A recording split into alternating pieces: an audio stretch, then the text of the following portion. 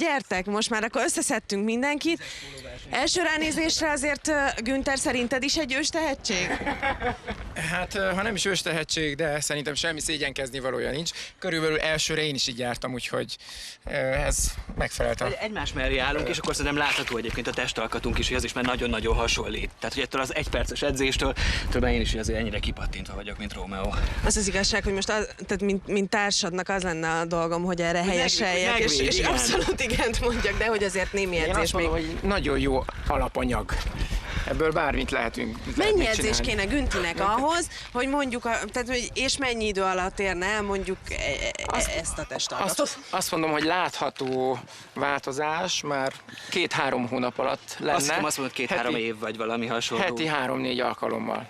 Biztos vagyok benne.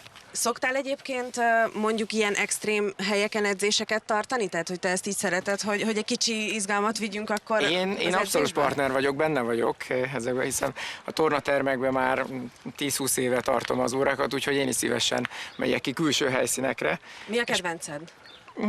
Hát az új divat a CrossFit, amiben sok más eszköz is megtalálható a TRX-en keresztül, a kettlebellen át, a súlyzókig minden, úgyhogy vagy a saját testsúlyos edzések, és ezeket bárhol tudjuk csinálni, szabadban is.